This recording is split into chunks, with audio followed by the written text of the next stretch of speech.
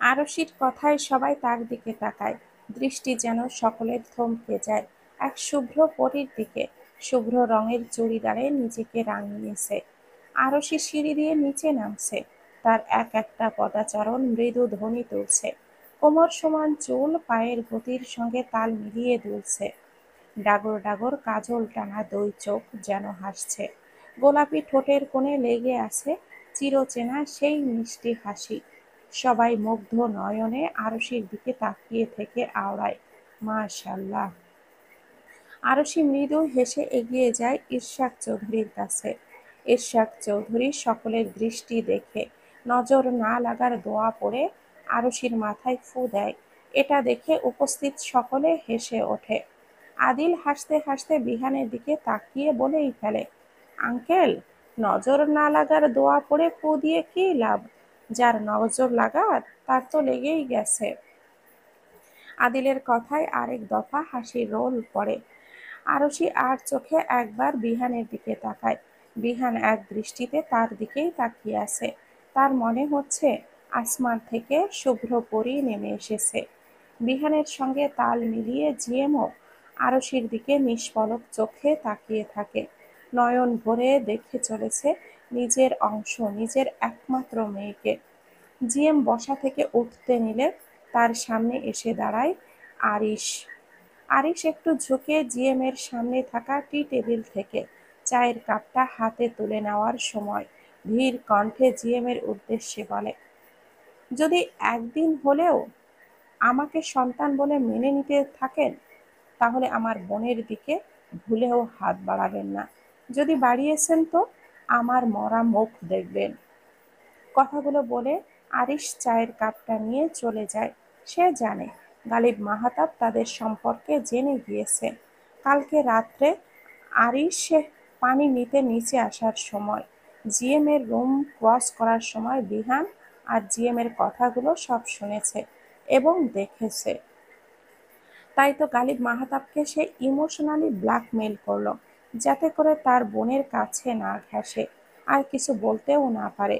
যদিও আরিশ জানে না সে তার বাবার মধ্যে ইমোশন বলতে কোনো জিনিস আছে কিনা, তবে কালকের দৃশ্য দেখে ভাবল এই পথটা অবলম্বন করাই যায়। আরশি আগ্রহী চোখে ইশরাক চৌধুরীর দিকে তাকিয়ে প্রশ্ন করে, কি এনেছো বাবা? ইশরাক চৌধুরীর মুখে হাসি ফুটিয়ে হাতে থাকা প্যাকেটগুলো আরশির হাতে দেয়।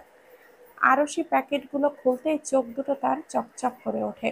গরম গরম গুড়ের জিলাপি, ফুচকা আর 10 থেকে 12 রকমের আচার। আরশি অনেক খুশি হয়ে ইশরাক চৌধুরীকে ধন্যবাদ জানায়। আরশির এইসব খাবার ভীষণ পছন্দের, বিশেষ করে গরম গরম গুড়ের জিলাপি আর এই আচারগুলো। আরশি একটা জিলাপি মুখে দিয়ে মনে মনে তামান্নার কথাগুলো ভাবল। তামান্নাও এই জিলাপি ভীষণ পছন্দ করে। জিলাপি আর ফুচকা পেলে খুশিতে আত্মহারা হয়ে যায় মেয়েটা। আরশি আর খায় না। ইরশাদ চৌধুরী সে খাচ্ছে না কেন জিজ্ঞেস করলে আরশি জানায় সে তামান্নার সঙ্গে বসে খাবে। আরশি খাবারগুলো সবাইকে দিতে গেলে ইরশাদ চৌধুরী দিতে নিষেধ করে, জানায় বাকিদের জন্য তিনি আলাদা করে এনেছেন, ওগুলো শুধু তোর জন্য। আরশি শুনে খুশি হলো। খাবারগুলো নিয়ে নিজের ঘরে রাখতে চলে যায়। জিএম ব্যথাতুর দৃষ্টিতে মেয়ের পানে তাকিয়ে থাকে। তার কষ্ট হচ্ছে, বুকে ভীষণ পীড়া দিচ্ছে। ছেলে মেয়েকে এতটা কাছে পেয়েও তিনি বুকে জড়িয়ে নিতে পারছেন না। তার মেয়ে তার সামনে অন্য কাউকে বাবা বলছে, কিন্তু সে তাকে বাবা বলার কথা বলতে পারছে না। ছেলে যে তার ভীষণ নিষ্ঠুর হয়েছে, তাকে আরশির কাছে যাওয়া থেকে আটকাতে নিজের মৃত্যুর কথা তুলেছে। বাবা হয়ে ছেলের মৃত্যুর কথা শোনা যে তার পক্ষে সম্ভব না। বিষণ্ণ মনে তামান্না ব্যালকনিতে দোলনায় বসে আছে, তাকিয়ে আছে আরশিদের বাসার দিকে। চোখ দিয়ে অনর্গল অশ্রু ঝরছে। আরিশ তার নয়, এই কথাটা যতবারই মস্তিষ্কে হানা দিচ্ছে, তার নিঃশ্বাস বন্ধ হয়ে আসছে। মৃত্যুর মতো যন্ত্রণায় ছটফট করছে। আখিল সাহেব মেয়ের পেছনে দাঁড়িয়ে আছে। মেয়ের অভিব্যক্তি বোঝার চেষ্টা করছে, কিন্তু বুঝতে পারছেন না মেয়ে যে তাকে কিছুই বলছে না। কেমন যেন শান্ত হয়ে গিয়েছে তামান্না। আখিল সাহেব মেয়ের এই শান্ত রূপ মেনে নিতে পারছেন না। তিনি মেয়ের চঞ্চল রূপেই অভ্যস্ত। মেয়ের এই শান্ত রূপ ভীষণ কষ্ট দিচ্ছে তাকে। আখিল সাহেব মেয়ের মাথায় হাত রাখেন।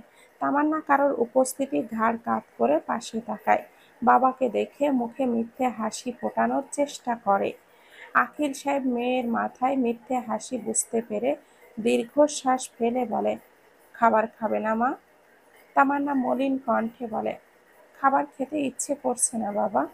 আখিল সাহেব মেয়ের মাথায় আদুরে হাত বুলিয়ে বলে, ইচ্ছে করছে না বললে তো হবে না মা, একটু হলেও তো খেতে হবে, নয়তো দ্রুত সুস্থ হবে কিভাবে। তামান্না খাবে না বলে জেদ করলেও আখিল সাহেব অনেক কিছু বুঝিয়ে একটু খাবার খাইয়ে দেন। এরপর মেয়েকে এক্সামে যাওয়ার জন্য রেডি হতে বলে তিনি চলে যান। আরশি রুমে ঢোকার সাথে সাথে কেউ যেন দরজাটা বন্ধ করে দেয়। আরশি চমকে পেছনে ফিরে তাকায়। বিহান দরজার সঙ্গে ঠেস দিয়ে বুকে দুই হাত আড়াআড়িভাবে গুজে দাঁড়িয়ে আছে। নেশাক্ত দৃষ্টি তার দিকেই তাকিয়ে আছে। মনে হচ্ছে এই দৃষ্টি দিয়েই তাকে গ্রাস করার চেষ্টা করছে। আরশি ওই চোখ বেশিক্ষণ তাকিয়ে থাকতে পারল না। দৃষ্টি নামিয়ে নিল। তার কেমন যেন লাগছে। আগে হলে বিরক্ত হতো, এখন কেন জানি বিরক্ত হতে পারছে না।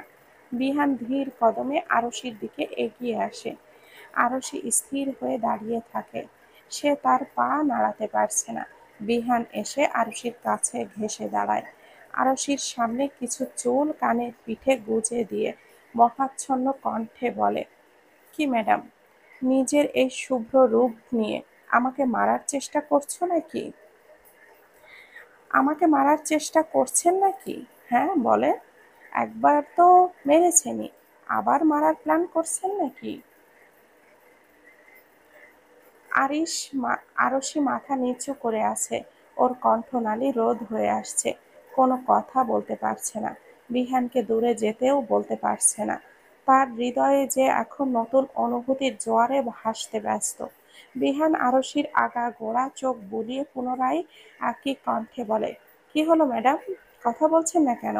নিজের ভালোবাসায় আর কত পাগল বানাবেন আমাকে? বিহানের গরম নিঃশ্বাস আরশির মুখে আছড়ে পড়ছে। বিহানের এই ঘনিষ্ঠতায় আরশি অস্থির হয়ে উঠেছে। জোরে জোরে শ্বাস টানছে। এলোমেলো দৃষ্টি ফেলছে। ঠোঁট তার তীর করে কাঁপছে। আরশির কম্পনরত ঠোঁট জোড়া দেখে বিহানের নেশা যেন আরো বেড়ে যায়। হুট করেই আরশির কোমরটা জড়িয়ে নিজের সঙ্গে মিশিয়ে নেয়। অধরে অধর মিলিয়ে দেয়। কোমরে অবাধ্য হাতের বিচরণ চালাতে থাকে। আরশি চোখ জোড়া খিচিয়ে বন্ধ করে নেয়। জামার দুই সাইড শক্ত করে মুঠোয় পুরে নেয়। তার ভয় লজ্জা সংমিশ্রণে কেমন যেন অদ্ভুত অনুভূতি হতে থাকে। শরীর অসাড় হয়ে আসে। আরশি শরীর ছেড়ে দিতেই বিহান সযত্নে নিজের বলিষ্ঠ বুকে আগলে নেয়। নিজের কাজ শেষে আরশিকে ছাড়ে বিহান। আরশি জোরে জোরে শ্বাস টানতে থাকে। বিহান আরশির মুখ নিজের দুই হাতের আঁজলায় নিয়ে কপালে কপাল ঠেকিয়ে বলে ওঠে, আমার শুভ্র ইপ্তা মোড়ানো শুভ্রতা, তোমার মৃদু স্পর্শে ঘেরা কোমলতা, নীল আকাশের নিচে যেন সাদা মেঘের ঘাম। তোমার চোখে আমি পাই শান্তির জান। তুমি সেই রোদের আলোর মিষ্টি মৃদু ঝিলিক, যা বদলে দেয় আমার সব অন্ধকার দিনের ক্লান্তি। শুভ্রতা তোমার হৃদয়ে অমলিন আলো, বাধা পড়ে আমি তোমার ভালোবাসার ছোঁয়াই ভালো। তামান্না গেটের সামনে দাঁড়িয়ে আছে। আখিল সাহেব গাড়ি বের করতে গিয়েছেন। আজকে তিনি নিজেই ড্রাইভ করবেন। মেয়েকে প্রথমে কলেজে নিয়ে যাবেন, এক্সাম শেষে ডাক্তার দেখিয়ে তারপর নিজের কাজে বের হবেন। আরিশ বাসা থেকে বেরিয়ে তামান্নাকে দাঁড়িয়ে থাকতে দেখে তার দিকে এগিয়ে গিয়ে বলে, একটু ওয়েট করো, চুড়ি রেডি হয়ে আসছে, ও আসলেই বেরিয়ে পড়ব। তামান্না উল্টো ঘুরে দাঁড়িয়েছিল। আরিশের কণ্ঠ পেয়ে পেছনে ফিরতে নিয়েও ফেরে না, ওভাবেই দাঁড়িয়ে বলে, আপনারা যান, আমি যাব না, আমি বাবার সঙ্গে যাব। আরিশ অবাক হলো বোধ হয় তামান্নার কথা শুনে। যেই মেয়ে তার সাথে যাওয়ার জন্য হাজারো বায়না করে, সেই মেয়ে আজ তাকে বলছে তার সঙ্গে যাবে না। হঠাৎ কি হলো মেয়েটার? কণ্ঠটাও কেমন যেন লাগলো আরিশের কাছে। আরিশ চিন্তিত কণ্ঠে বলল, গলা এমন শোনাচ্ছে কেন? কি হয়েছে তোমার? শরীর খারাপ? তামান্না এবার পেছনে ফিরে তাকায়। আরিশের বুকে মোচড় দিয়ে ওঠে তামান্নার এই মলিন মুখখানি দেখে। মুখ শুকিয়ে গিয়েছে, চোখ দুটো ফুলে আছে দেখে বোঝাই যাচ্ছে অনেক কান্না করেছে। চোখের কোণে এখনো পানি স্পষ্ট। আরিশ কণ্ঠে কোমলতা এনে জিজ্ঞেস করে, কি হয়েছে তোমার? কান্না করেছো কেন? তোমার কি শরীর খারাপ? তামান্না আরিশের প্রশ্নে উত্তর না দিয়েই শক্ত কণ্ঠে বলে, আমার যাই হোক না কেন, আপনাকে ভাবতে হবে না।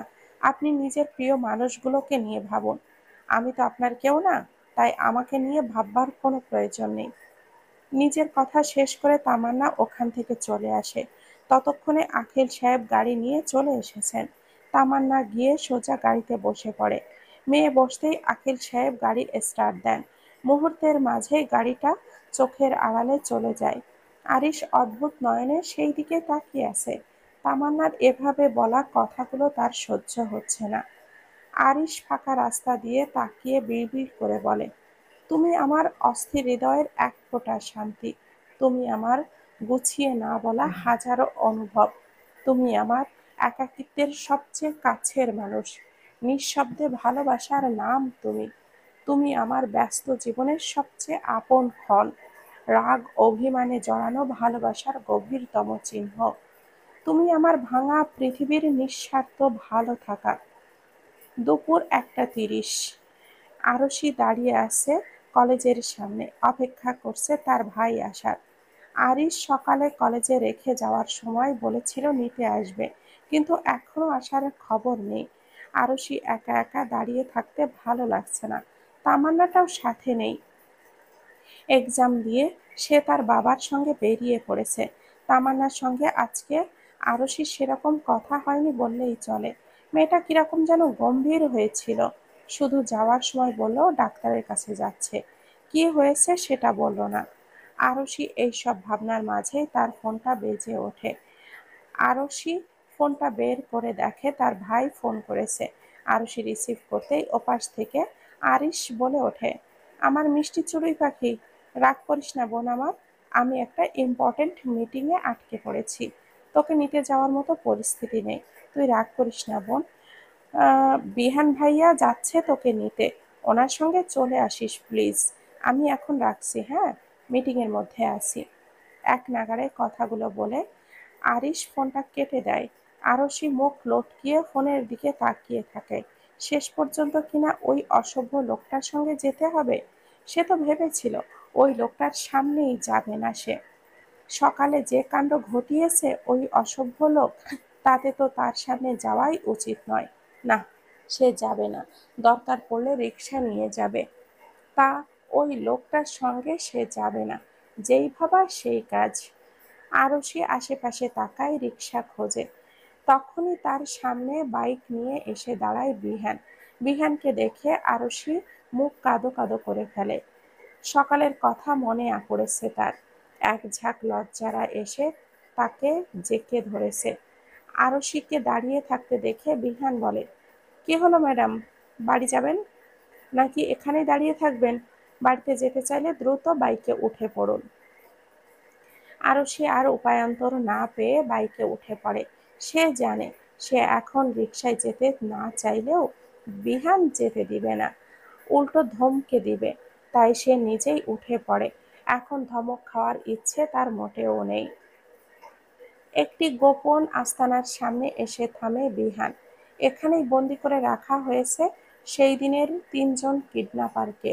বিহান বাইক পার্ক করে রেখে ভেতরে প্রবেশ করতে দেখে সবাই তার জন্য অপেক্ষা করছে। তার আসতে একটু লেট হয়ে গেছে। বিহান তাদের দিকে এগিয়ে যায়।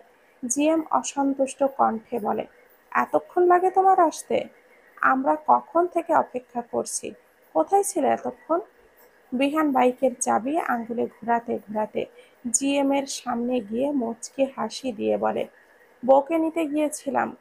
জিএম ভুরু কুঁচকে বিহানকে প্রশ্ন করে, কেন, পূরবীকে নিতে যায়নি? আর ওরই তো যাওয়ার কথা ছিল। বিহান বলে, হ্যাঁ ছিল, কিন্তু সে এখন মিটিংয়ে আটকা পড়েছে, তাই আমাকে ফোন করেছিল তার বোনকে একটু আনতে। জিএম অবাক সুরে বলে, পূরবীকে তোমাকে ফোন করেছিল পূর্ণকে আনতে? আমার বিশ্বাস হচ্ছে না। বিহান একটু হেসে বলে, আমারও প্রথমে বিশ্বাস হয়নি যে সুমন্দি সারাক্ষণ আমাকে কিভাবে বইয়ের থেকে আলাদা করা যায় এই ফন্দিয়াটে। সে আজ নিজেই আমাকে বইয়ের কাছে পাঠাচ্ছে। তবে অবিশ্বাস্য হলেও এটাই সত্য। কথা বলতে বলতে তারা একটি অন্ধকার রুমে প্রবেশ করে। নিহাল বাতি জ্বালিয়ে দিতেই ভেসে ওঠে তিনজন অপরাধীর মুখ। লোকগুলো বেহুশ অবস্থায় পড়ে আছে। মিতালি গিয়ে এক জগ পানি লোকগুলোর মুখে ছুঁড়ে মারে। লোকগুলো ধরপড়িয়ে জেগে ওঠে। এরপর বিহান এগিয়ে যায় হাত পা বেঁধে রাখা লোকগুলোর কাছে। বিহান গিয়ে শান্ত হাতের থাবায় মুঠো করে নেয় তিনজনের চুল। লোক লোকটির মাথা চেয়ারের পেছনের দিকে হেলিয়ে শক্ত কণ্ঠে হিসিয়ে বলে, যদি প্রাণে বাঁচতে চাস তাহলে যা যা প্রশ্ন করব তার সঠিক উত্তর দিবি, নয়তো তোদের সব কয়টাকে এইখানে জ্যান্ত পুঁতে ফেলব। লোকটি ভয়ে ভয়ে মাথা নাড়ায়, যার অর্থ সে সঠিক উত্তর দিবে। সঠিক উত্তর না দিয়ে উপায় নেই। এই 2 দিনে যে অত্যাচার তারা সহ্য করেছে, এবার করলে তারা মরেই যাবে। এই অত্যাচার সহ্য করার চেয়ে সব বলে দেওয়াই ভালো। বিহান পিচ্ছিল হাসে, প্রশ্ন করে, নাজিবুর রহমানের ডিটেলস বল, কোথায় থাকে, কি করে সবটা। লোকটি বিহানের কথায় শুকনো ঢোক গেলে সবটা বলা ঠিক হবে কিনা সেটা ভাবছে। লোকগুলোকে কথা বলতে না দেখে বিহান বন্দুকটা বের করে লোকটির মাথায় ধরে। অগ্নিঝরা কণ্ঠে বলে, বলবি নাকি মরবি, কোনটা? বন্দুকের ঠান্ডা ধাতব স্পর্শে লোকটির মুখ শুকিয়ে যায়। কাঁপতে কাঁপতে বলে ওঠে, বলছি স্যার, প্লিজ মারবেন না। বিহান লোকটির মাথায় বন্দুক ধরে রেখেই বলে, তাড়াতাড়ি বল। লোকটি ভয়ে ভয়ে বলতে শুরু করে, আমরা ওনার সম্পর্কে বেশি কিছু জানি না, শুধু এতটুকুই জানি উনি একজন চেয়ারম্যান, সিলেটে ওনার বাড়ি। বিহান পুনরায় প্রশ্ন করে, সিলেটের কোথায় ওনাদের বাড়ি? লোকটি বিহানের দিকে করুণ দৃষ্টিতে তাকিয়ে বলে, বিশ্বাস করুন স্যার, আমি এটা জানি না, আমি যতটুকু জানতাম সবটুকু বলেছি। লোকটির ভীতু মুখ আর করুণ চেহারা দেখে হয়তো বিহানের একটু বিশ্বাস হলো, তাই লোকটাকে ছেড়ে দেয়। আকাশের উদ্দেশ্যে বলে, নাজিবুর রহমান সিলেটের কোন গ্রামের চেয়ারম্যান, খোঁজ লাগাতো। আকাশ সম্মতি জানায়। এরপর সবাই রুম থেকে বেরিয়ে আসে। এখন তাদের আগে নাজিবুর রহমানকে খুঁজতে হবে, তারপর বাকি সব। আখিল সাহেব চিন্তিত মুখে হাসপাতালের চেয়ারে বসে আছেন, হাতে তামান্নার মেডিকেল রিপোর্ট। কিছুক্ষণ আগেই ডাক্তার এসে বললেন, আপনার মেয়েটা মানসিকভাবে ভালো নেই। দীর্ঘদিন ধরে সে এক ধরনের মানসিক চাপের মধ্যে ছিল, যার সাম্প্রতিককালের কোনো এক গভীর আঘাত ওকে ডিপ্রেশনের দিকে ঠেলে দিয়েছে। ওর মধ্যে অ্যাংজাইটি ডিসঅর্ডার ধরা পড়েছে। এই রোগে মানুষ ধীরে ধীরে নিজের উপরে আস্থা হারিয়ে ফেলে, মনে হয় সে কিছুই পারে না, কারোর ভালোবাসা পাওয়ার যোগ্য না, সবকিছুর জন্য নিজেকেই দায়ী করে। তামান্না ঠিক এমনটাই ভাবছে এখন, যে তার মধ্যে নিশ্চয়ই কোনো ভুল আছে, এর জন্যই কেউ তাকে ভালোবাসে না। এই ধরনের মানসিক অবস্থা তাকে আরো একা করে তুলেছে। আখিল সাহেব কিছুতেই বুঝে উঠতে পারছে না মেয়ের এই মানসিক ভাঙনের পেছনের কারণটা আসলে কি। এমন কি ঘটেছে যা তামান্নাকে ভেতর থেকে নিঃশেষ করে দিচ্ছে। চিন্তার ভারে যেন তার মাথাটা ফেটে যাওয়ার জোগাড়। নিজের চোখের সামনেই মেয়ের এই অবস্থা, তিনি কিছুতেই মেনে নিতে পারছেন না। তিনি মনস্থির করলেন, যে করেই হোক তামান্নাকে স্বাভাবিক জীবনে ফিরিয়ে আনতে হবে। আর এই কাজে একমাত্র ভরসা আরশি। তিনি জানেন তার স্ত্রী কোনোদিনও এই বিষয়ে পাশে দাঁড়াবে না। তাই দ্বিধা না করে তিনি ফোন করেন আরশিকে, খুলে বলেন সমস্ত কথা। সব শুনে আরশি অভিভূত। চঞ্চল প্রাণবন্ত তামান্নার ভেতরে এমন কোনো চাপা কষ্ট লুকিয়ে থাকতে পারে, তা তার কল্পনাতেও লুকিয়ে ছিল না। কতটা নিঃশব্দ যন্ত্রণা নিয়ে থাকলে এই পর্যায়ে এসে পৌঁছায়। আরশি আকিল সাহেবকে নিশ্চিন্ত করেন, প্রতিশ্রুতি দেন সে তামান্নার পাশে থাকবে, তাকে আবার স্বাভাবিক জীবনে ফিরিয়ে আনতে যা যা করণীয় সবটাই করবে। আকিল সাহেবের যেন একটুখানি ভরসা খুঁজে পেলেন।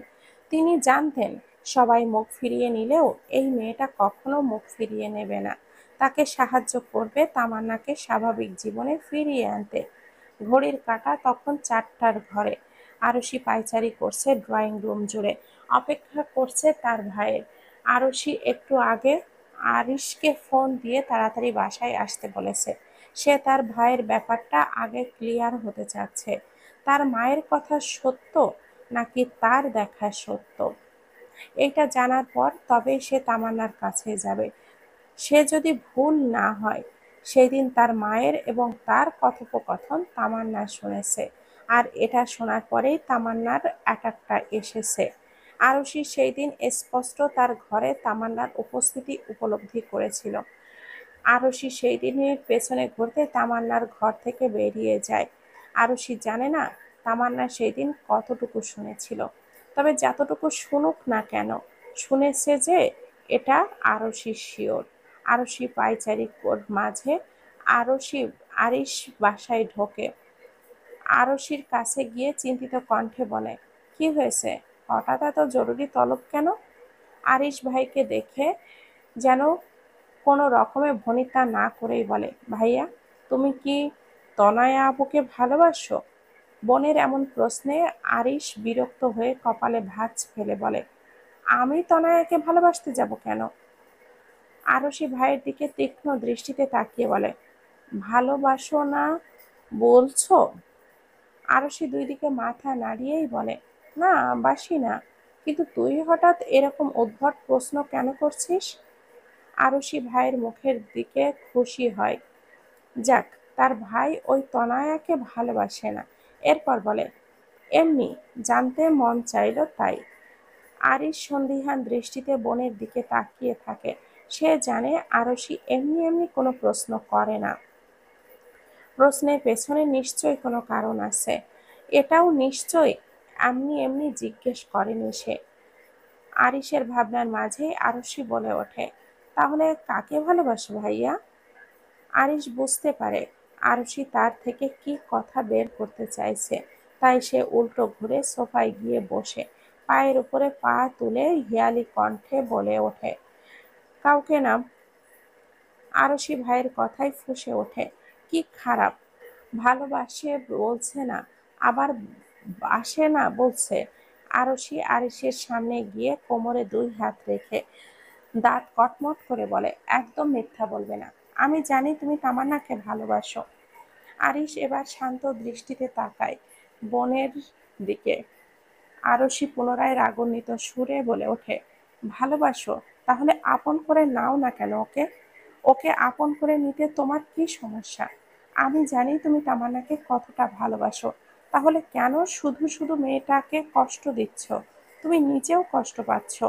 আরিশ এক অন্যরকম কণ্ঠে বলল, যদি সাময়িক কষ্ট একজনের ভবিষ্যৎকে সুন্দর করে তোলে, তবে সেটা কষ্ট মূল্যহীন নয়। দেখবি সেই কষ্টের মূল্য একদিন সে নিশ্চয়ই পাবে। আরশি ভুরু কুঁচকে ভাইয়ের দিকে তাকিয়ে থাকে। আরিশ বুঝতে পারে তার বোন কিছুই বোঝেনি, তাই সে দীর্ঘশ্বাস ফেলে বলে, কিছু বুঝিসনি তাই না?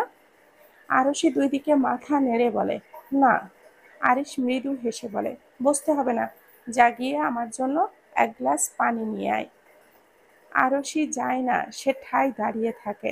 আরিশকে যেতে না দেখে আরিশ নাটকীয় ভঙ্গিতে বলে, ছি বোন ছি, ভাই হয়ে একটা কথা বললাম সেটা রাখলে না, অথচ বান্ধবী না বলতেই তার হয়ে ওকালতি করতে আসিস, ছি, এ যে রক্তের সাথে রক্তের বেইমানি। আরশি রাগে ফুঁসছে, একে তো তার প্রশ্নের ঠিকঠাক উত্তর দিচ্ছে না, তার উত্তরে আবার হেঁয়ালিও করছে। আরশি চোখ রাঙিয়ে তাকাতেই আরিশ মিটমিটিয়ে হেসে ওপরে চলে যায়। বোন এখন খেপেছে ঠিকঠাক উত্তর না পাওয়ায়। এখন সে এখানে থাকলে না জানি আবার কি চিবিয়ে খায়। আরিশ যেতেই আরশি মায়ের কাছে ফোন করে। ওপাশ থেকে ফোনটা রিসিভ হতেই আরশি তেতে উঠে বলে, তোমাকে এসব উদ্ভট খবর কে দেয় বলো তো মা? আরিফা বেগম উল্টো প্রশ্ন করে বলে, কিসের খবর? আরশি ড্রয়িং রুম জুড়ে হাঁটতে হাঁটতে বলে, এই যে তোমার ছেলে তনয়া আপুকে পাগলের মতো ভালোবাসে এই খবর। ফোনের ওপরে থাকা আরিফা বেগম বললেন, এই আমি কখন বললাম আরিশ তনয়াকে ভালোবাসে? আরশি বলে, কেন সেই দিনই তো বললে। আরিফা বেগম রাগের ভঙ্গিমা করে বলে, সেদিন আমার পুরো কথা শুনেছিলি বেয়াদব মেয়ে? আমি তামান্নার কথা বলতে যাচ্ছিলাম, তনয়া আর না। কি? আরিফা বেগম বলে, হ্যাঁ। তাহলে তুমি যে বললে তোমার আত্মীয়ের মেয়েকে ভালোবাসে? আরিফা বেগম বলে ওঠে, তো তামান্নার বাবা কি আমাদের আত্মীয় না? তামান্না তোর এত ভালো ফ্রেন্ড, আবার 2 দিন পর ছেলের শ্বশুর হতে যাবে, তো আত্মীয় হলো না? আরশি মুখ বাংলার পাঁচ বানিয়ে সোফায় বসে পড়ে। সে তো ভেবেছিল তার মা তনয়ার কথা বলেছে, এদিকে তার মা বৌমা হিসেবে সে তার বেস্ট ফ্রেন্ডকে বেছে নিয়েছে, আর বৌমা শাশুড়ির অর্ধেক কথা শোনে ডিপ্রেশনে চলে গিয়েছে। বাহ, খুব ভালো। ডাইনিং রুমে এক নাগাড়ে পায়চারি করছে গালিবা বেগম। বারবার ঘড়ির দিকে তাকাচ্ছে, হয়তো স্বামী সন্তানের অপেক্ষায় আছে। কিছুক্ষণ পর গালিবা বেগমের অপেক্ষার প্রহর কাটিয়ে বাড়িতে প্রবেশ করে আখিল সাহেব। তার পেছনে পেছনে তামান্নাকে আসছে। গালিবা বেগম তামান্নার দিকে তাকায়, কিন্তু তামান্না রোজকারের মতো আজকে আর মায়ের দিকে তাকায় না। মাকে দেখে মুচকি হাসে না। সে সোজা নিজের রুমে চলে যায়। আখিল সাহেব স্ত্রীর দিকে এগিয়ে এসে বলেন, মেয়েটার মানসিক অবস্থা ভালো না, অ্যাংজাইটি ডিসঅর্ডার নামের রোগে আক্রান্ত হয়েছে। এই রোগ সম্পর্কে তো তুমি ভালোই জানো, তাই আর বললাম না। পারলে মেয়েটাকে একটু সঙ্গ দিও। মেয়েটা যদি তোমার কাছে আসে তো দূরে ঠেলে দিও না। কথাগুলো বলে আখিল সাহেব রুমে চলে যান। গালিবা বেগম ছলছল নয়নে তামান্নার রুমের দিকে তাকায়। দুফোঁটা অশ্রু গড়িয়ে পড়ে। মেয়ের জন্য তার যে কষ্ট হচ্ছে, কিন্তু এই কষ্টের কথা বলতে পারছেন না। গালিবা বেগম ধীর পায়ে এগিয়ে গিয়ে বসেন সোফায়। নিজের অনুভূতি লুকাতে চোখ দুটো বন্ধ করে রাখেন। কিছুক্ষণ পরে অনুভব করেন তার বুকের ছোট্ট শরীর জায়গা করে নিয়েছে। তবে তিনি চোখ খোলেন না, চোখ দুটো বন্ধ করে রাখেন। কিছুক্ষণ পরে অনুভব করে বুকে পড়ে থাকা মেয়েটি কান্না করছে এবং বিড়বিড় করে বলছে, ও মা, আমার মাথায় একটু হাত বুলিয়ে দাও না, আমার খুব ঘুমাতে ইচ্ছে করছে, কিন্তু আমি ঘুমাতে পারছি না। বুকের ভেতরে অসহনীয় ব্যথা হচ্ছে। আমি এই ব্যথা থেকে একটু মুক্তি পেতে চাই, একটু ঘুমাতে চাই। তুমি একটু ঘুম পাড়িয়ে দাও না মা, প্লিজ। আজকে শেষবার, আর কোনো দিনও আবদার করব না। এর আগেও তো কোনো দিন করিনি, আজকে প্রথম আবদার করেছি মা, প্লিজ ফিরিয়ে দিও না। একটু ঘুম পাড়িয়ে দাও, এই ব্যথা থেকে একটু মুক্তি মিলিয়ে দাও। বিড়বিড় করতে করতে তামান্না চোখ বুজে ফেলে। কিছুক্ষণ পর তার মাথায় আদুরে হাতের স্পর্শ অনুভব করে। তামান্নার মলিন মুখে এক চিলতে হাসির রেখা ফুটে ওঠে। এরপর মায়ের বুকেই পাড়ি জমায় ঘুমের দেশে। এদিকে গালিবা বেগম নিঃশব্দে চোখের পানি ফেলেছে। আরিশ ল্যাপটপে হাতে বেডে আধশোয়া হয়ে বসে আছে। দৃষ্টি ল্যাপটপের স্ক্রিনে থাকলেও মন পড়ে আছে তামান্নার কাছে। বারবার চোখে ভেসে উঠছে মেয়েটার কান্না ভেজা মলিন মুখ। হাজার চেয়েও সে এখন কাজে মন দিতে পারছে না। আরশি কিছুক্ষণ ল্যাপটপ নিয়ে বসে থাকে। কাজে মন দিতে না পেরে একটা সময় উঠে ব্যালকনিতে যায়। ব্যালকনির রেলিংয়ের ওপরে 2 হাত রেখে আকাশের পানে তাকায়। আশ্চর্যের ব্যাপার হলো, সেখানেও মেয়েটার কান্না ভেজা মুখ ভেসে উঠছে। আরিশ ছোট্ট একটা দীর্ঘশ্বাস ফেলে বিড়বিড় করে বলে, কি হয়েছে তোমার মেয়ে? তোমার চাঁদের মতো ঝলমলে মুখটাতে আমাবস্যার ছায়া কেন? ওই মুখে যে আমাবস্যা মানায় না, ওই মুখে শুধু চাঁদের কিরণই শোভা পায়। সন্ধ্যা 7টা। আরুষি ড্রয়িং রুমে বসে সানির সাথে কথা বলছে। আজকে রাতে তার একটা রেকর্ডিং আছে। আরুষি রেকর্ডিংগুলো রাতের বেলাতেই করে। আজকেও তাই করবে। রাত 10টার সময় তার রেকর্ডিং শুরু হয়। এই ব্যাপারগুলো নিয়েই সে কথা বলছিল সানির সাথে। আরুষির কথা বলার মাঝেই ড্রয়িং রুমে প্রবেশ করে বিহান সহ তার পুরো টিম। বিহান এসে সোজা আরুষির সামনে দাঁড়ায়। এরপর আরুষির দিকে তাকিয়ে গম্ভীর কণ্ঠে বলে, 10 মিনিটের মধ্যে কফি নিয়ে আমার রুমে আসো, দ্বিতীয়বার যেন ডাকতে না হয়। নিজের কথা শেষ করে বিহান হনহনিয়ে ওপরে চলে যায়। আরুষি স্বাভাবিক দৃষ্টিতে কিছুক্ষণ সেই দিকে তাকিয়ে থাকে। এরপর ফোন কেটে কিচেন রুমে যায় বিহানের জন্য কফি বানাতে। আরুষি কফি বানিয়ে বিহানের দরজার সামনে এসে বেশ কয়েকবার নক করে, কিন্তু ভেতর থেকে কোনো সাড়া শব্দ আসে না। আরুষি বেশ কিছুক্ষণ দরজার বাইরে দাঁড়িয়ে থেকে উপায়ান্তর না পেয়ে রুমের ভেতরে প্রবেশ করে। এই রুমে আজ প্রথমবার আসলো সে। এই বাড়িতে দুইটা বছর ধরে থাকলেও কখনো এই রুমে আসা হয়নি। আরুষি নিজে থেকেই আসেনি। আরুষি রুমে ঢুকে অবাক হয় পুরো রুম সাদায় মোড়ানো দেখে। দেওয়ালের রং থেকে শুরু করে বেড, ফার্নিচার সবকিছু শুভ্রতায় মোড়ানো দেখে। রুমের কোথাও কোনো রং ভিন্ন নেই। আরুষির মনে হচ্ছে সে কোনো মেঘের রাজ্যে চলে এসেছে। আরুষি আশেপাশে দৃষ্টি বোলায়, কোথাও বিহানকে দেখতে পায় না। ওয়াশরুমের দরজা বন্ধ দেখে ভাবে হয়তো ওয়াশরুমে আছে। তাই সে কফির মগটা বেডের সাইডের টেবিলে রেখে ফিরে আসতে নিলে পেছন থেকে পুরুষালী গম্ভীর কণ্ঠস্বর ভেসে আসে, তোমাকে যেতে বলেছি আমি। গম্ভীর কণ্ঠস্বর কানে আসতেই আরুষি পা থেমে যায়। কিছু বলার জন্য পিছু ঘুরতেই তার দৃষ্টি আটকে যায় বিহানের ওপরে। সদ্য শাওয়ার নিয়ে বেরিয়েছে বিহান, পরনে শুধু ট্রাউজার, হাতে তোয়ালে, বলিষ্ঠ বুক উন্মুক্ত, হাতের পেশিগুলো কিরকম ফুলে রয়েছে। তবে আরুষির দৃষ্টি আটকায় বুকের লোমগুলোর ওপর।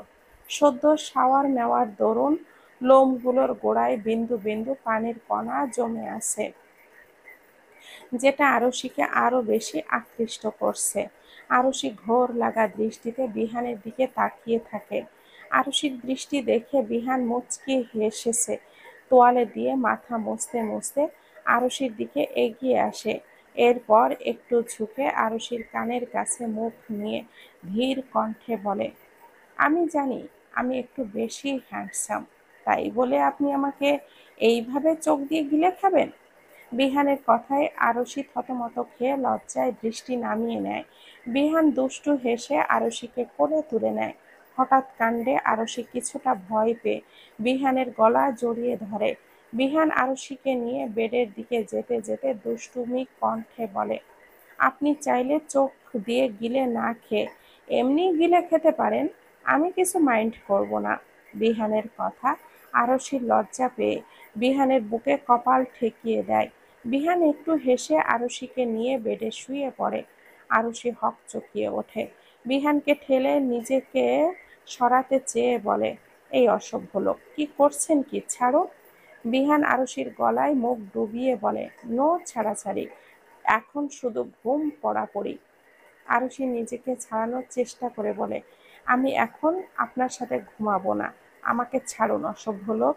বিহান আরুষিকে আবারও নিজের সঙ্গে মিশিয়ে নিয়ে বলে, তোমাকে ঘুমাতে হবে না, আমাকে ঘুমাতে দাও বউ।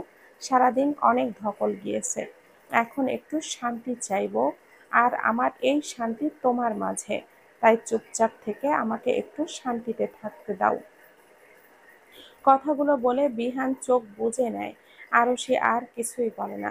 থাকুক না মানুষটা একটু তার কাছে শান্তিতে, ক্ষতি কি? আরুষি হঠাৎ কিছু মনে পড়তেই সে বিহানের উদ্দেশ্যে বলে, দরজা খোলা, কেউ দেখে ফেলবে তো। বিহান বিরক্তি নিয়ে দরজার দিকে তাকায়। সত্যি তো দরজাটা খোলা। বিহান বিরক্তি ভাব নিয়েই উঠে যায় দরজা লাগাতে। আরশি চুপচাপ একইভাবে শুয়ে থাকে। বিহান দরজা লাগিয়ে এসে পুনরায় আরশিকে জাপটে ধরে শুয়ে পড়ে। আরশির গলায় মুখ ডুবিয়ে দেয়, সাথে ছোট ছোট কয়েকটা চুমুও খেয়ে নেয়। আরশির পুরো শরীরে শিহরণ জেগে ওঠে। অদ্ভুত এক ভালো লাগা ছেয়ে যায় শরীর ও মন জুড়ে। ঘড়ির কাঁটা তখন রাত ৯টার ঘরে। বিহান এখনো ঘুমাচ্ছে। আরশি দোনোমনো করছে, বিহানকে ডাকবে কি ডাকবে না এই নিয়ে। তার রেকর্ডিং এর সময় হয়ে আসছে, এখন না গেলে অনেক দেরি হয়ে যাবে। এদিকে বিহান তো তাকে ছাড়ার নামই নিচ্ছে না। যত ছাড়ানোর চেষ্টা করছে বিহান ততই জড়িয়ে নিচ্ছে নিজের সঙ্গে। বিহানের ঘুম ভালোই গাঢ় হয়েছে। আরশি চাইল না বিহানের এই গাঢ় ঘুম ভাঙাতে, তাই সে একটু কষ্ট করে হলেও ও নিজেকে ছাড়ানোর চেষ্টা করলো। কিন্তু লাভের লাভ কিছুই হলো না। বিহান জেগেই গেল। আরশি অসহায় মুখে বিহানের দিকে তাকায়। বিহান আরশির দিকে তাকিয়ে ঘুম জড়ানো কণ্ঠে বলে, এত নড়াচড়া কেন করছো বউ? শান্তিতে একটু ঘুমাতে দিবে না? আরশিও ধীর কোমল কণ্ঠে বলে, আপনি ঘুমান, আমাকে যেতে দিন, আমার রেকর্ডিং আছে, এখন না গেলে দেরি হয়ে যাবে। বিহান আরশিকে ছেড়ে দিয়ে বলে, যাও গিয়ে রেডি হও, আমি আসছি। আরশি ভুরু কুঁচকে প্রশ্ন করে, আপনি কোথায় যাবেন? বিহান শোয়া থেকে উঠে বসে বলল, কোথায় আবার, তোমাকে নিয়ে যাব। আরশি চোখ বড় বড় করে বলে, পাগল হয়ে গিয়েছেন আপনি? আমার সঙ্গে ভাইয়া যাবে।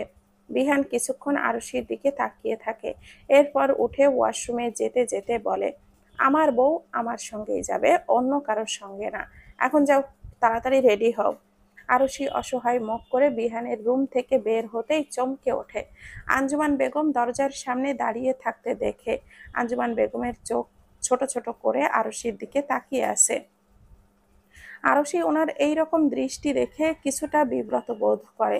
আঞ্জুমান বেগম শেষে পাত্তা না দিলে এক ভুরু উঁচিয়ে বলে, তলে তলে এত দূর, আর আমরাই কিছু জানতে পারলাম না।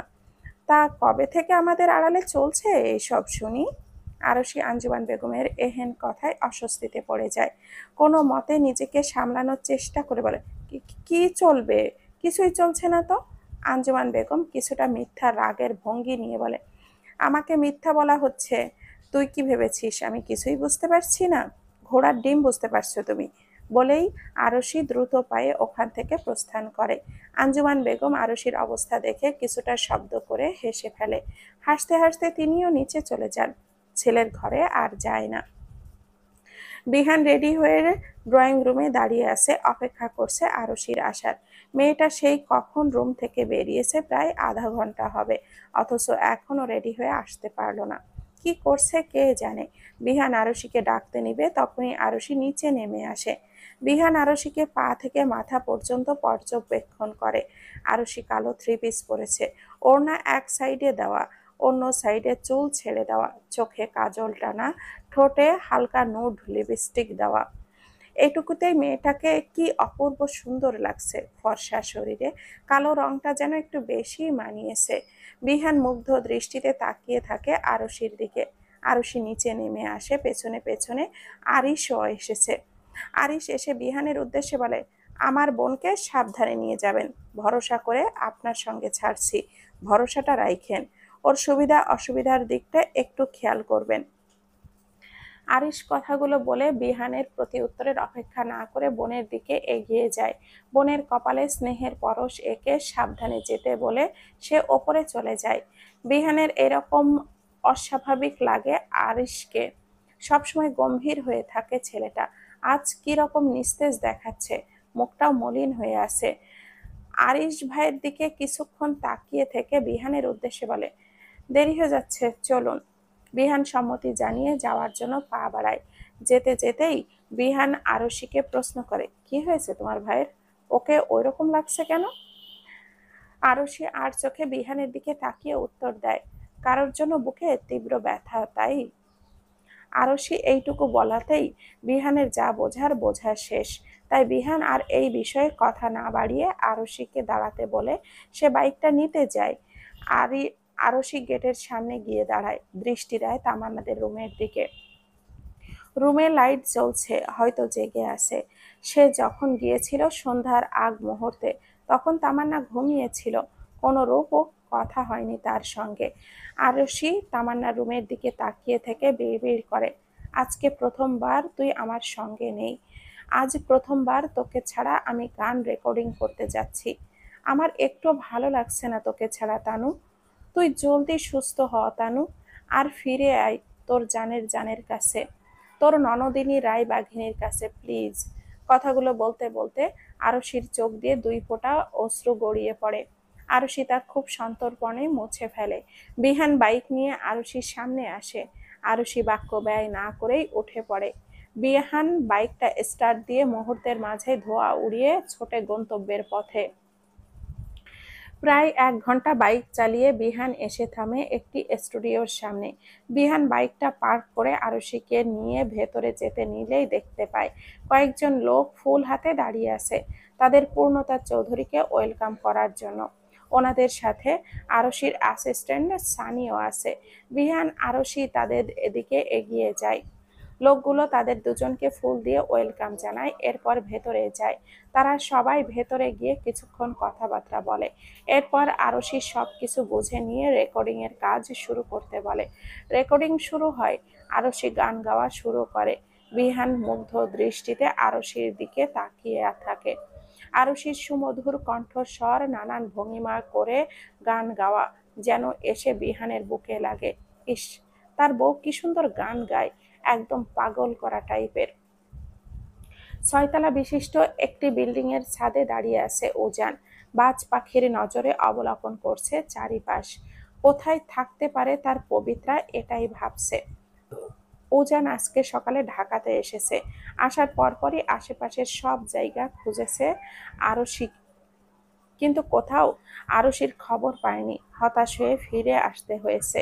তবে হাল ছাড়েনি উজান। কালকে সে আবারও বের হবে তার পবিত্রাকে খুঁজতে।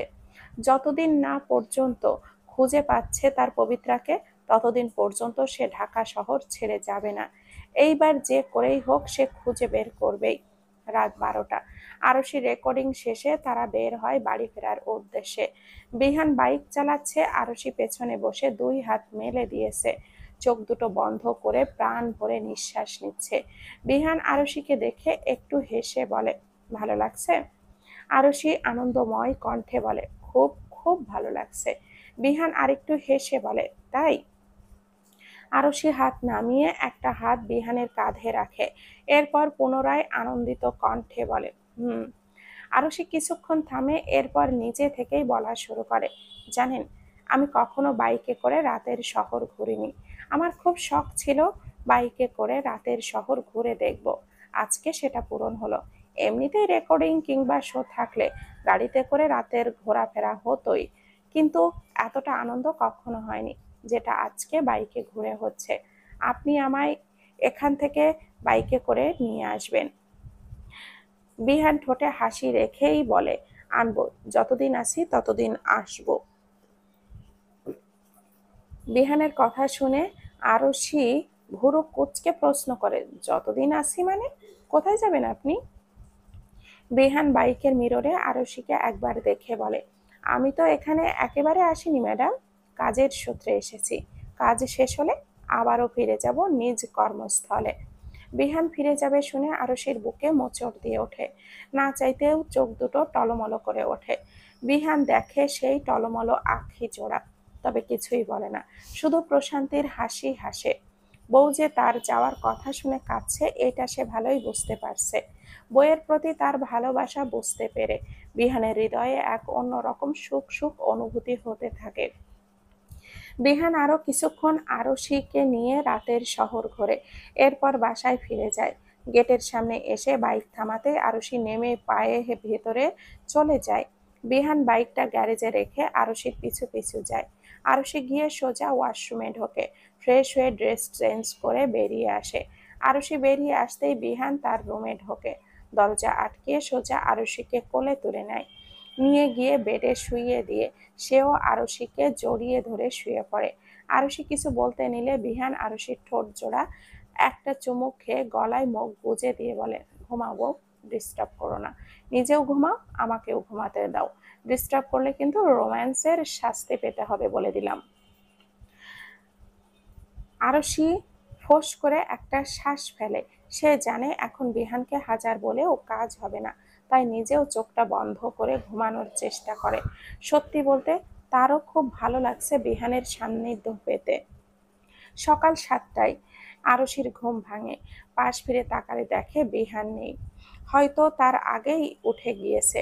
তবে আরশির উঠতে মন চাচ্ছে না, সে আরেকটু ঘুমাবে। এক্সাম শেষ হয়েছে, কলেজ বন্ধ, তাই ওঠার তাড়াহুড়োও নেই। আরশি পুনরায় ঘুমাতে নিলে তামান্নার কথা মাথায় আসে। আরশি লাফ দিয়ে উঠে বসে।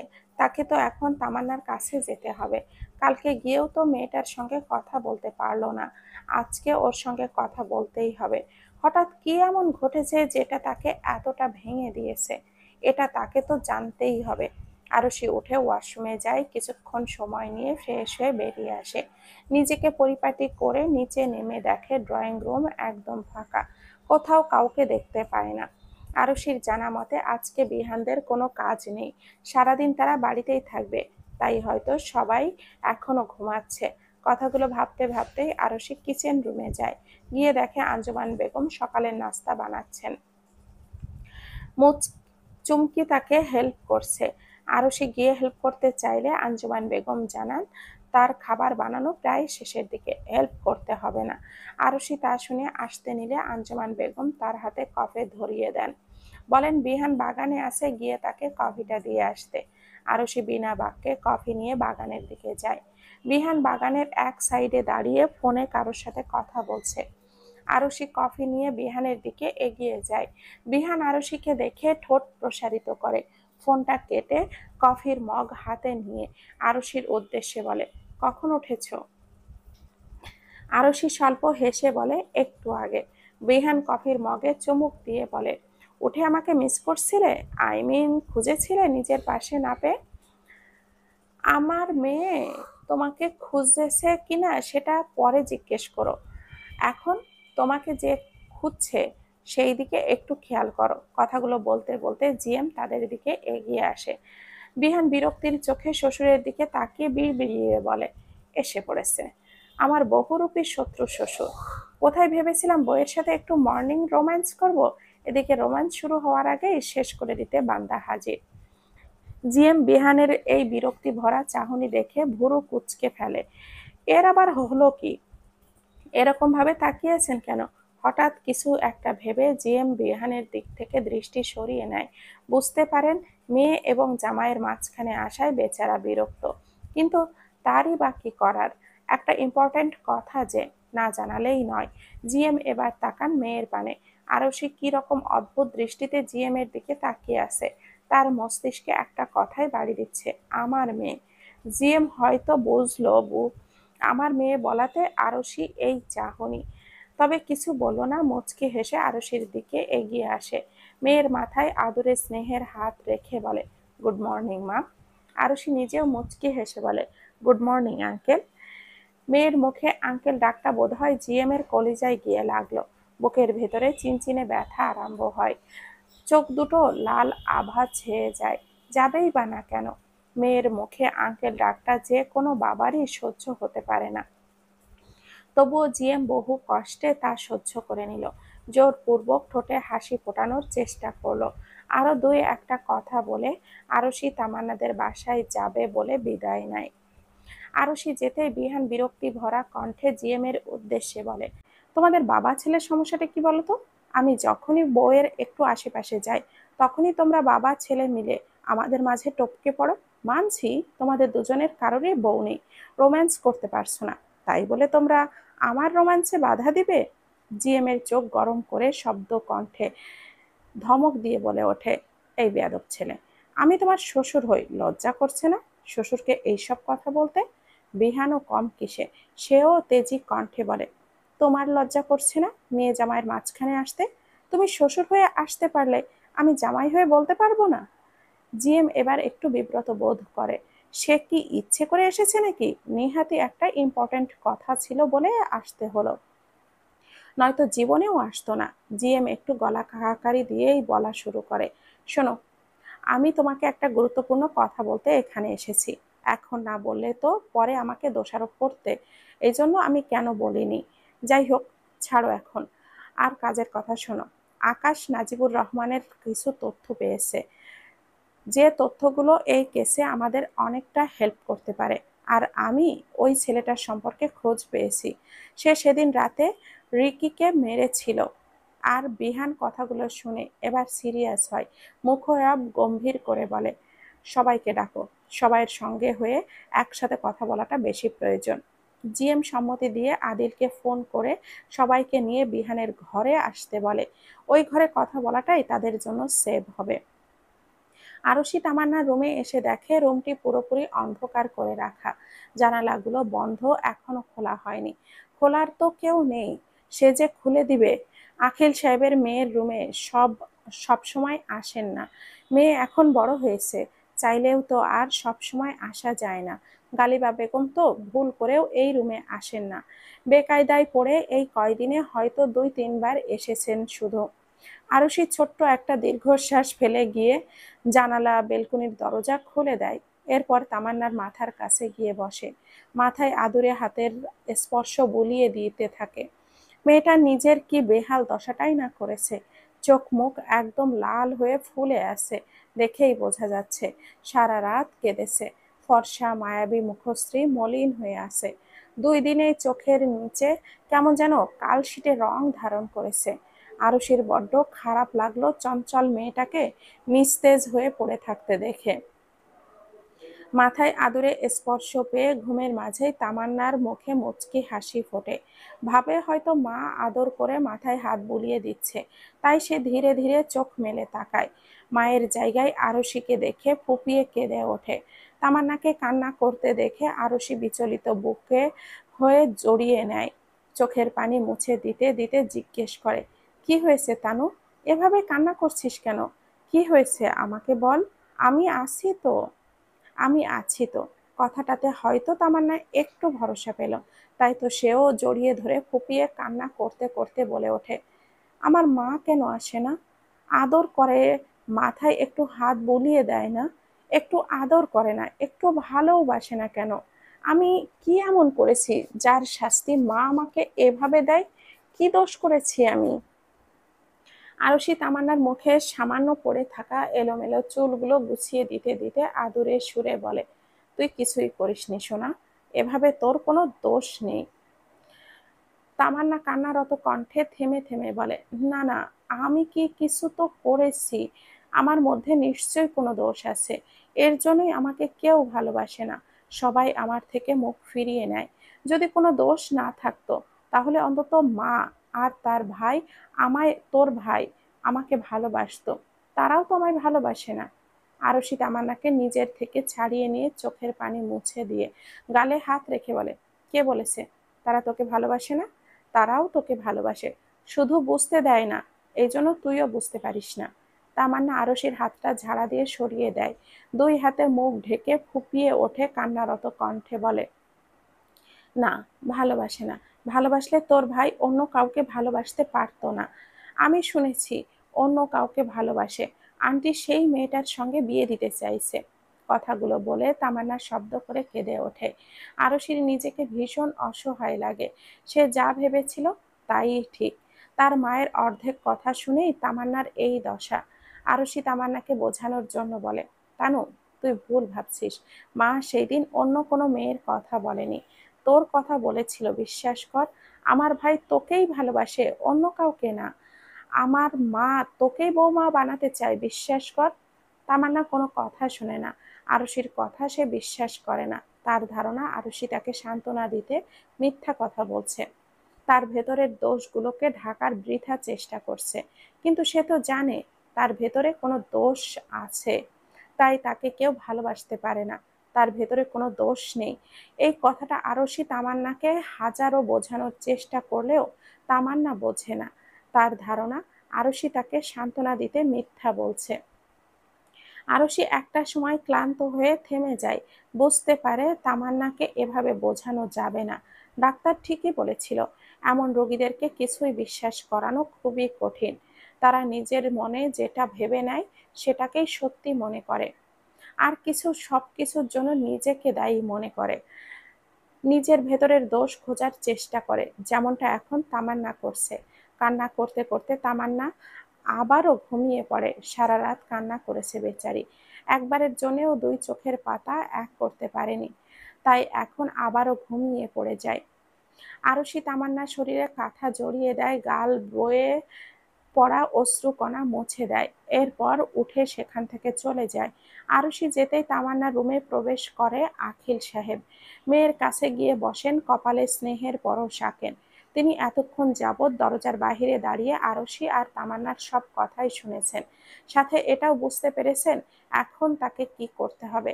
আখিল সাহেব মেয়ের হাত নিজের দুই হাতের মুঠোয় নিয়ে বলে, আমি তোমায় কথা দিচ্ছি মা, তোমার ভালোবাসা তোমারই হবে। আমি এনে দিব তোমার ভালোবাসা, যে করেই হোক, যে কোনো মূল্যেই হোক।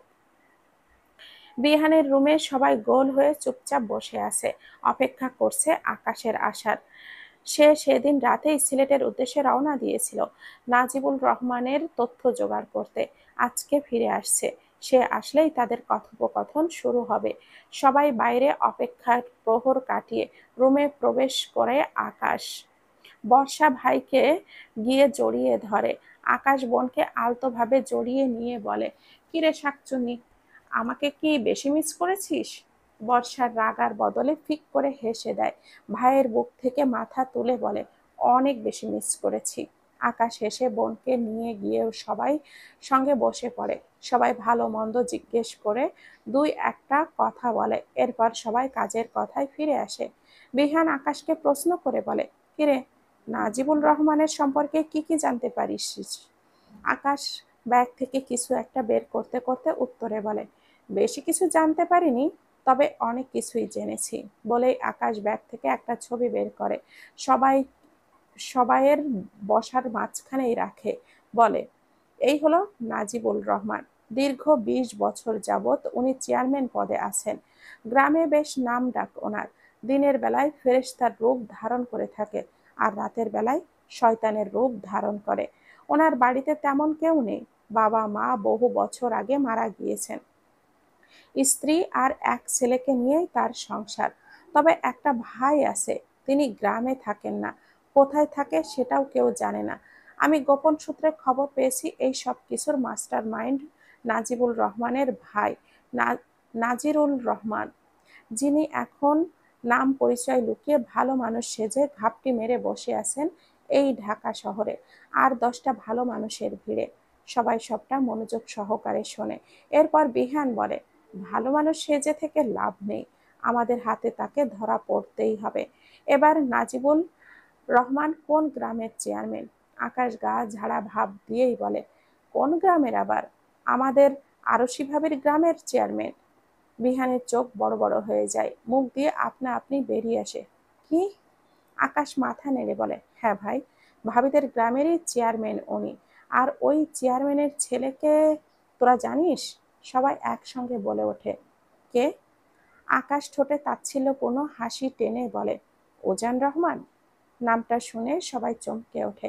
বিহানের বুকে অজানা কারণে মোচড় দিয়ে ওঠে। বিহান কাতর চোখে আকাশের দিকে তাকায়। আকাশ বুঝতে পারে এই দৃষ্টির মানে, তাই সে নিজে থেকেই বলে, এটাই সেই উজান রহমান যার সাথে আমরা স্কুল লাইফ, কলেজ লাইফ শেষ করেছি, এমনকি ভার্সিটি লাইফও অর্ধেক শেষ করেছি। আমাদের সেই অতি কাছের বন্ধু উজান। সবাই একে অপরের মুখ চাওয়াচাই করে, তারা বিশ্বাস করতে পারছে না উজান নাজিবুল রহমানের ছেলে। তারা সবাই তো জানে উজান রুহুল আমিনের ছেলে। তাহলে কি উজান তাদেরকে মিথ্যা বলেছিল? হ্যাঁ, মিথ্যাই তো বলেছে। সবাই বিহানের দিকে তাকায়। বিহান শান্তভাবে বসে আছে, চোখ দুটো তার রক্তিম আভায় ছেড়ে গেছে। সবাই বুঝতে পারে তার মনের অবস্থা। বিহানের যে খুব কাছের বন্ধু ছিল উজান, এতটাই কাছের ছিল যে একে অন্যকে ছাড়া বোধহয় নিঃশ্বাসটুকুও নিত না, একে অপরকে ছাড়া কিছু ভাবতে পারত না। সেই একদিন বন্ধুত্ব একদিন ভেঙে গেল সামান্য একটা মজার কারণে। উজান পুরোপুরি হারিয়ে গেল তাদের জীবন থেকে। জিএম বাইরে থেকে এসে সবাইকে চুপ থাকতে দেখে ভুরু কুঁচকে ফেলে। তখন উজানের কথাটা উঠতেই তার ফোনে একটা ফোন আসে। তিনি কথা বলতে একটু বাইরে গিয়েছিলেন। উজানের সম্পর্কিত কোনো কথা তিনি শোনেননি, তাই বুঝতে পারছে না কি হয়েছে। সবাই এত নিশ্চুপ কেন? জিএম এর প্রশ্নে বিহান গোপনে দীর্ঘশ্বাস ফেলে বলে, কিছু না, এমনি। তুমি